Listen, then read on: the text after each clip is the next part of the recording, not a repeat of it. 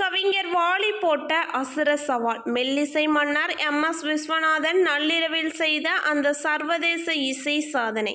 வணக்கம் நேயர்களே. தமிழ் திரை இசையில் சர்வதேச தரத்திலான மேற்கிந்திய இசையையும் தூய தமிழ் வரிகளையும் இணைத்து ஒரு புதிய புரட்சி செய்த கூட்டணிதான் மெல்லிசை மன்னர் எம்.எஸ். விஸ்வநாதன் மற்றும் வாலிப கவிஞர் வாலி கூட்டணி. இயக்குனர் ஸ்ரீதர் இயக்கத்தில் காதல் மன்னன், ஜெமினி கணேசன் மற்றும் வெண்ணிற ஆடை நிர்மலா நடிப்பில் வெளியான காதலிக்க நேரமில்லை திரைப்படம் தமிழ் நகைச்சுவை சினிமாவின் ஒரு மாபெரும் மைல்கல்.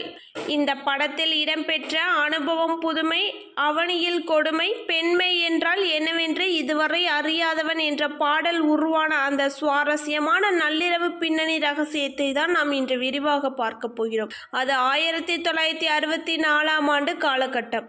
காதலிக்க நேரமில்லை திரைப்படத்தின் பாடல்கள் கம்போசிங் சென்னை ஏவிஎம் ஸ்டுடியோவில் மிக விறுவிறுப்பாக நடந்து கொண்டிருந்த காலகட்டம்.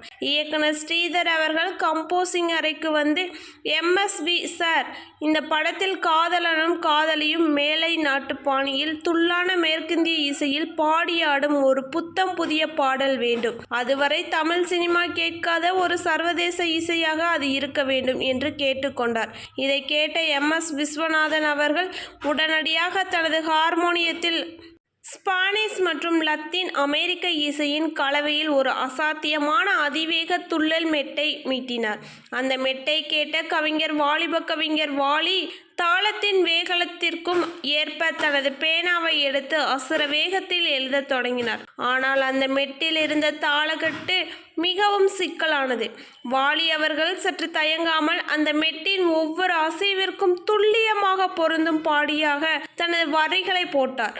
அதுதான் தமிழ் திரை இசையின் அகசிறந்த துள்ளல் பாடலான அனுபவம் புதுமை, அவனியில் கொடுமை, பெண்மை என்றால் என்னவென்று இதுவரை அறியாதவன் உண்மை சொன்னான் என்ற காவிய பாடல். பாடலின் சரணத்தில் வாலி காட்டிய அந்த வரிகள் இளமை நயமும் எம்.எஸ்.வி.க்கு பெரும் ஆச்சரியத்தை கொடுத்தது. கண்கள் இரண்டும் காதல் பேசும், கைகள் இரண்டும் பாசம் பேசும், மாலை வேளையில் மயக்கம் உருவானால் மனித மனங்கள் எல்லை தாண்டும் என்ற மிக அழகான எழுதி முடித்தார். நள்ளிரவு 1 மணி இருக்கும். அந்த வரிகளை பாடி பார்த்த மெல்லிசை மன்னர் எம்.எஸ். விஸ்வநாதன் அப்படியே துள்ளி குதித்து வாலிப கவிஞர் வாலியை கட்டி பிடித்து கொண்டார். வாலி, இந்த மேற்கிந்திய மெட்டுக்கு தமிழில் இவ்வளவு அழகான எளிமையான வரிகளை உன்னை தவிர வேறு யாராலும் எழுத முடியாது என்று வியந்து பாராட்டினார். பி. சீனிவாசன் மற்றும் பி. சுசீலா ஆகிய இரு மாபெரும் சிகரங்களின் இனிமையான குரல்களில் இந்த பாடல் பதிவாகி திரையரங்குகளில் படம் வெளியான போது தியேட்டரில் இருந்த ஒட்டுமொத்த இளைஞர்களும் தங்களது இருக்கைகளை விட்டு எழுந்து ஆட்டம் பாட்டம் என்று கொண்டாடினார்கள்.